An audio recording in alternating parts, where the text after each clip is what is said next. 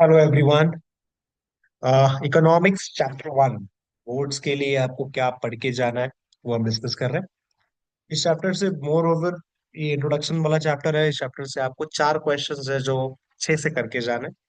It's going to be the features of micro economics, importance of micro economics, same way features of macro economics and importance of macro economics. ये चार questions रहेंगे जो आपके लिए relevant है। ठीक है, let us start one by one. पहला क्वेश्चन है फीचर्स ऑफ माइक्रो इकोनॉमिक्स। हमें एक चीज क्लियरली पता है, इकोनॉमिक्स के आपको दो ब्रांचेस है। One is micro which is actually meaning small units का study, and one is macro, small study नहीं, स्मॉल यूनिट्स का स्टडी। स्मॉल माइन्यूट लेवल पे स्टडी करना है आपको। एक कंज्यूमर को स्टडी करना है, एक प्रोड्यूसर को स्टडी करना है, तो हम माइक्रो इकोनॉमिक्स। लोग बोलते हैं माइक्रो मतलब small economics, small part of it. No, it's a very very very major part which is studying the small small attributes of an economy. Macro मतलब आप एग्रीगेट करते हो, आप ओवरऑल इकोनॉमी को स्टडी करते हो। तो आप ऑफकोर्स डिटेल में उतना नहीं कर सकते जितना माइक्रो में कर सकते हो। माइक्रो में एक पर्सन को, एक कंज्यूमर को, एक प्रोड्यूसर को डिटेल में स्टडी करना है। मैक्रो में सारे प्रोड्यूसर्स को एक एक ओवरव्यू पॉइंट ऑफ व्यू से स्टडी करना है, डिटेल में स्टडी नहीं करना है। That is somewhat basic difference. ठीक। So features, features of micro, कुछ हद तक I will try to go to and fro between this two features, ताकि आपको क्लियर हो कि दोनों में फर्क क्या चल रहा है। सो फीचर्स ऑफ माइक्रो में पहले याद रखना, हम लोग यहाँ पे क्या स्टडी कर रहे हैं, we are studying individual units.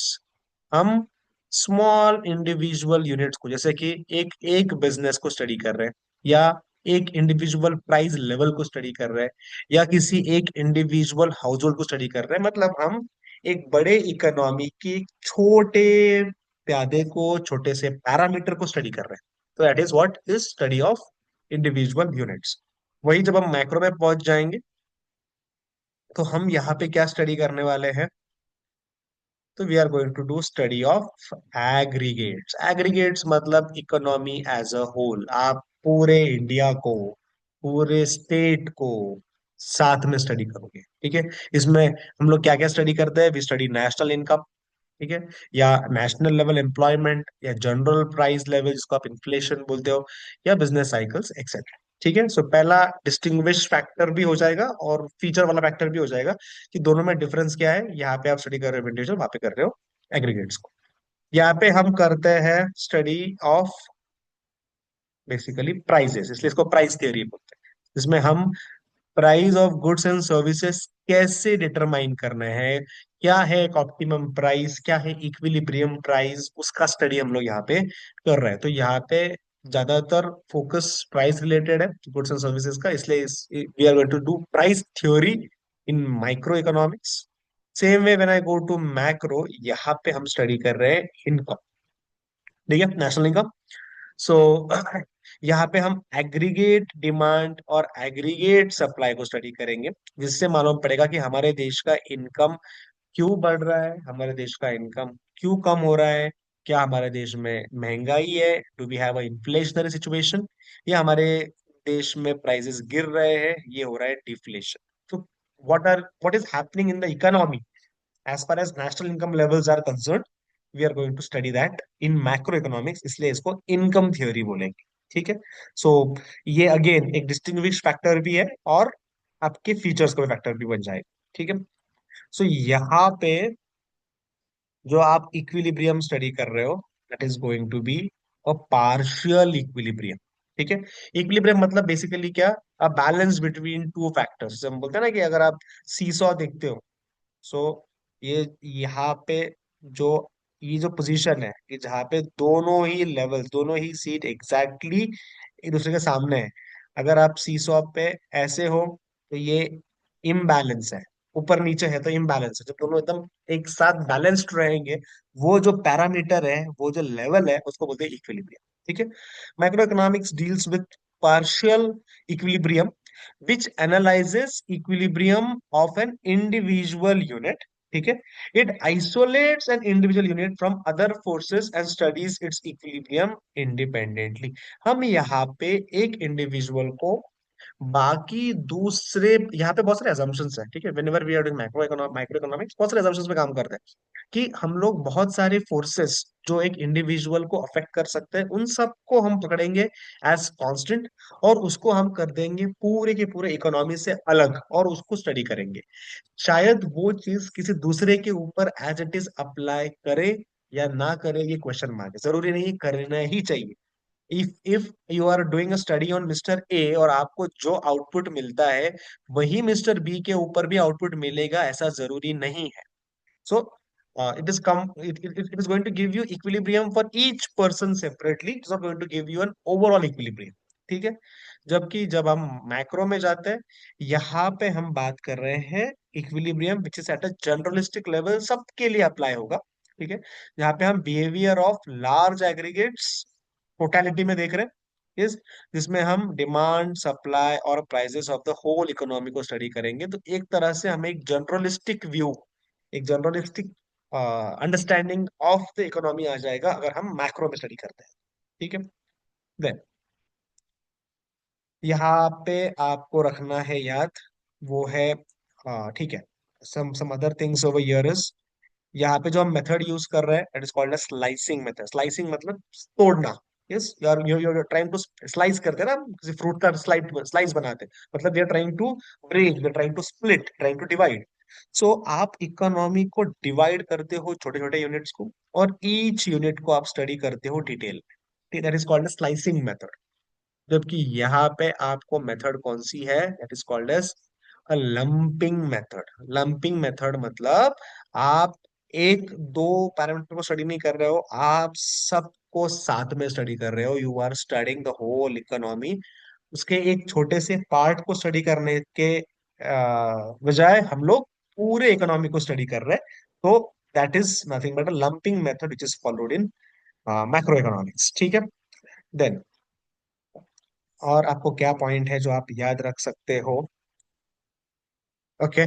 Then there are some other features of micro. तो ये चार तो आप clearly you can have a clear distinction. ठीक है, माइक्रो माइक्रो का डिस्टिंक्शन में भी आप ये लिख सकते हो। Then there are certain things like micro economics, economics में ही ओवरऑल बहुत सारे assumptions है। आप अगर बहुत सारे लॉज अगर आपने पढ़े होंगे तो आपको दिखेगा कि वहां पे लिखा रहता है other things being constant, other things remaining constant, मतलब हम मान के चलते हैं कुछ चीजों को चेंज नहीं करना है, तब ये अप्लाई होगा। ठीक है। तो अजम्पशंस अगर नहीं करेंगे तो डिफिकल्ट हो जाएगा सिचुएशन को संभालना। इसीलिए माइक्रो इकोनॉमिक्स स्टडी करते वक्त बहुत सारी चीजें अज्यूम कर लेते हैं।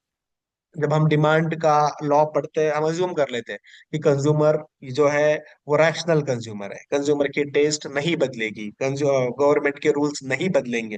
कुछ चीजें हमें कांस्टेंट मान के चलनी पड़ेगी, बिकॉज वो चीजें अगर कांस्टेंट नहीं पकड़ेंगे, वो चीजें बदलेगी तो लॉ भी बदल जाएगा। इसीलिए कुछ चीजों को अज्यूम करना पड़ता है। Then they can ask you for a kind of a short note type of things, objective type of thing, like कहाँ पे यूज होता है मार्जिनलिज्म प्रिंसिपल। तो इज यूज्ड इन माइक्रोइकोनॉमिक्स। ठीक है। The term marginal means change brought in total by an additional unit. Basically आप यहाँ पे, आपको अगर याद होगा हमने कभी तो देखा था मार्जिनल यूटिलिटी, मार्जिनल कॉस्ट। मार्जिनलिज्म मतलब क्या, कि अगर मेरे पास, अगर मैंने 10 यूनिट बनाए तो मुझे अगर कॉस्ट लगती है 100 रुपए का, तो अगर मैंने 11 यूनिट बनाए मेरी कॉस्ट हो जाती है 108। तो 11th यूनिट ने कितना कॉस्ट ऐड किया, मार्जिनल कॉस्ट, मतलब 11th यूनिट बनाने के वजह से हमारा खर्चा कितना बढ़ा। I will say 108 minus 100। 8th unit, 11th unit बढ़ने की वजह से हमारा कॉस्ट बढ़ा 8 रुपए से। तो that becomes your marginal cost of 11th unit. एक एडिशनल यूनिट बनाने से कितना खर्चा हुआ, एक एडिशनल यूनिट बनाने से कितना इनकम हुआ, एक एडिशनल यूनिट को कंज्यूम करने से कितनी एडिशनल यूटिलिटी मिली, that is called as marginal utility, marginal cost, marginal income. ये सारे प्रिंसिपल्स हम स्टडी करते हैं जब हम माइक्रो इकोनॉमिक्स को स्टडी करते हैं। ठीक है। और एक याद रखना, एनालिसिस ऑफ मार्केट स्ट्रक्चर। सो यहाँ पे हम बहुत सारे टाइप ऑफ मार्केट देखेंगे, perfect competition, monopoly, monopolistic, oligopoly. ये अलग अलग टाइप के स्मॉल स्मॉल मार्केट्स हैं जिनको अपने देखना है और उनको स्टडी करना है, जहाँ पे माइक्रो इकोनॉमिक के प्रिंसिपल्स अप्लाई किए जाएंगे। और आखिर में limited scope. Scope of micro economics is limited only to individual units, it does not deal with nationwide problems. आपको लोगों की गरीबी हटानी है, क्या आप माइक्रो इकोनॉमिक्स यूज कर सकते हो? जवाब है नहीं। आपको देश में लोगों को जॉब्स दिलाने हैं, क्या माइक्रो इकोनॉमिक्स यूज कर सकते हो? जवाब है नहीं। तो जो नेशन वाइड इश्यूज है उसके लिए माइक्रो इकोनॉमिक्स किसी काम का नहीं रहता है। ठीक है। वैसे ही मैक्रो में हमको और बचे हुए फीचर्स देखने हैं। पहला है interdependence. Interdependence is very much logical, कि कोई भी एक फैक्टर सिर्फ चीजों को बदलता नहीं है, तो सब चीजें लिंक्ड है। जैसे देश का इनकम, ये देश के आउटपुट, देश के एम्प्लॉयमेंट लेवल्स, देश के प्राइस लेवल्स, ये सब के ऊपर डिपेंडेंट है, मतलब एक दूसरे के ऊपर डिपेंडेंट है। जैसे जैसे इनकम बढ़ती है वैसे वैसे लोग खर्चा करते हैं, जैसे खर्चा करते हैं वैसे और प्रोडक्शन होता है, जैसे और प्रोडक्शन होता है वैसे और लोगों की जरूरत पड़ती है, और लोगों की जरूरत पड़ती है तो वैसे ही और एम्प्लॉयमेंट जनरेट होगा, और एम्प्लॉयमेंट जनरेट होगा तो और प्रोडक्शन होगा, और प्रोडक्शन होगा तो और इन्वेस्टमेंट्स होंगे। जैसे जैसे डिमांड बढ़ेगी प्राइस लेवल्स बढ़े, मतलब सब चीजें एक दूसरे से लिंक्ड है। When we are studying macro economics, सारे फैक्टर्स में कोई ना कोई इंटरलिंकिंग है। ठीक है। Growth models, macro economics studies various factors that contribute to economic growth. ठीक है। सो हम लोग यहाँ पे क्या देख रहे हैं? इकोनॉमिक ग्रोथ देख रहे हैं। ठीक है, इकोनॉमिक ग्रोथ क्या होता है वो भी डिस्कस करेंगे। So these growth models help us to know कि हमारे देश में जो भी इकोनॉमिक ग्रोथ, इकोनॉमिक डेवलपमेंट हो रहा है, उसके लिए कौन से फैक्टर्स है जो कंट्रीब्यूट कर रहे हैं। आपके देश का जीडीपी, ग्रॉस डोमेस्टिक प्रोडक्ट, अगर 4% से बढ़ता है तो इसके अंदर कौन से फैक्टर्स है जो कंट्रीब्यूट कर रहे हैं, और उन फैक्टर्स में हमें क्या करना पड़ेगा कि नेक्स्ट ईयर ये 4% से हो जाए 4.5%, हो जाए 5%, and so on. So for this जो भी स्टडी करना है that we do in macro economics. ठीक है। यहाँ पे हम लोग एक और चीज कर रहे हैं, that is we are studying general price level. ठीक है। यहाँ पे हम लोग पूरे देश का ओवरऑल इन्फ्लेशन देख रहे हैं, average price of all the goods and services. किसी जैसे हो सकता है कि मान लीजिए वेजिटेबल्स का प्राइस इज इन्फ्लेटेड, इन्फ्लेशन बहुत है, तो अगर आप वेजिटेबल्स का स्टडी कर रहे हो तो आपको दिखेगा कि प्राइसेस बढ़ रहे हैं। जब आप मान लीजिए क्लोथ्स देखते हो, टेक्सटाइल देखते हो, वहां पे हो रहा है डिफ्लेशन, मान लीजिए प्राइसेस गिर रहे हैं। तो अगर आप सिर्फ वेजिटेबल्स को स्टडी करोगे तो आपको दिखेगा कि प्राइस राइज हो रहा है। अगर आप सिर्फ क्लोथ्स को स्टडी करते हो तो दिखेगा प्राइस फॉल हो रहा है। But when you study the overall economy, और मान लीजिए इतना ही बनता है आपके देश में, तो आपको लेना पड़ेगा इसका एवरेज। शायद अगर इन्फ्लेशन ज्यादा हो डिफ्लेशन से तो ओवरऑल प्राइसेस ऊपर गए होंगे, अगर डिफ्लेशन ज्यादा हो इन्फ्लेशन से तो ओवरऑल प्राइसेस गिरे होंगे। So we are studying an average price of all the goods and services. And last is policy oriented. So macro economics से सरकार को, गवर्नमेंट को बहुत सारी पॉलिसीज बनाने में हेल्प होगा। कौन सी पॉलिसीज? ऐसी पॉलिसीज जो इकोनॉमिक ग्रोथ को प्रमोट करे, ऐसे पॉलिसीज जो एम्प्लॉयमेंट जनरेशन में हेल्प करे, ऐसी पॉलिसीज जो इन्फ्लेशन डिप्रेशन को कम करने में मदद करे। बेसिकली ये सारे चेंजेस के लिए, ये सारी चीजों को मॉनिटर करने के लिए सरकार मैक्रो इकोनॉमिक फैक्टर्स को यूज करता। सो ये आपका ओवरऑल फीचर्स है ऑफ माइक्रो एंड मैक्रो, दोनों ही बहुत इंपॉर्टेंट रहेंगे। Then the next part which is relevant is going to be the importance. ठीक है। इंपॉर्टेंस सबसे पहले माइक्रो इकोनॉमिक्स इंपॉर्टेंस देखेंगे। Micro economics help to determine the price, आपको प्राइस सेट करने में हेल्प करता है माइक्रो इकोनॉमिक्स। दूसरा, free market economy. Microeconomics will help you understand that the working of the help you understand the working of a free market economy, जहां पे जो decisions है, कौन से डिसीजंस? Economic decisions. कौन से डिसीजंस? Economic decisions. कौन से? व्हाट टू प्रोड्यूस, क्या प्रोडक्शन करना चाहिए भैया, हमने गेहूं बनाना चाहिए कि हमने डिफेंस के आर्म्स एमिनेशंस बनाने चाहिए। व्हाट टू प्रोड्यूस, कितना प्रोड्यूस करना चाहिए, कैसे प्रोड्यूस करना चाहिए, ये डिसीजंस लोग, जो प्रोड्यूसर्स खुद लेते हैं। इसमें गवर्नमेंट नहीं बोलता है कि तुमने ये बनाओ, तुम ये बनाओ, नहीं। फ्री मार्केट में हर एक पर्सन को, उसको कौन सा बिजनेस करना है, कितना प्रोडक्शन करना है, सारे बिजनेसमैन को साथ में सोच के they can decide how much they want to produce. That is going to help. ये इकोनॉमी कैसे रन करेगा ये बताएगा आपको माइक्रो इकोनॉमिक्स। क्योंकि यहाँ पे आ जाता है कंज्यूमर इक्विलिब्रियम, कंज्यूमर को क्या चाहिए, प्रोड्यूसर को क्या चाहिए, ऑल दिस थिंग्स हम स्टडी करेंगे तो प्रोड्यूसर और कंज्यूमर को जो चाहिए वो अगर कॉमन सेंस में लेके आ जाएंगे तो हमें मिल जाएगा कि हमें क्या बनाना है, इंस्टेड ऑफ देम कि गवर्नमेंट बोले हमें क्या बनाना है। So that is going to be part of micro economics. Foreign trade, it is going to help you understand कि आप जब फॉरेन ट्रेड करते हो, ठीक है, तो उसका इफेक्ट टैरिफ पे, ठीक है, फॉरेन एक्सचेंज रेट्स पे क्या होगा, क्योंकि आप क्या प्रोडक्शन करोगे आप डिसाइड करोगे, आपके देश में क्या पॉजिटिविटी है वो आप डिसाइड करोगे, उसके अकॉर्डिंगली आप बनाओगे और बाहर भेजोगे, आपके पास जो नहीं है वो बाहर से मंगाओगे। तो ये चीजें ऑटोमेटिकली इम्पैक्ट करेगी टैरिफ रेट्स के ऊपर, एक्सचेंज रेट्स के ऊपर, जो आपको पार्ट है कि माइक्रो इकोनॉमिक्स। ठीक है, economic model building. Micro economics help in understanding various complex economic situations, जहाँ पे हम बहुत सारे मॉडल्स बनाते हैं।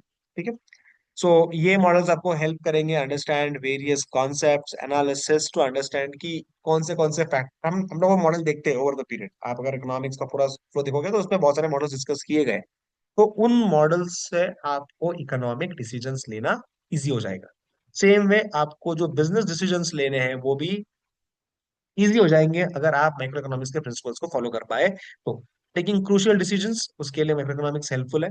ठीक है, it can be decision related to cost, price, output कैसे बढ़ाना है, प्रॉफिट कैसे बढ़ाना है, ये डिसीजंस के लिए आपको माइक्रो इकोनॉमिक्स यूज करना है। It is useful to the government so that government can frame taxation policies, public expenditure कितना खर्चा हमने करना है, कितना कितना प्राइवेट लोग कर रहे हैं, कहाँ पे प्राइवेट लोग नहीं कर पा रहे वहां पे हमें एंटरटेन करना है।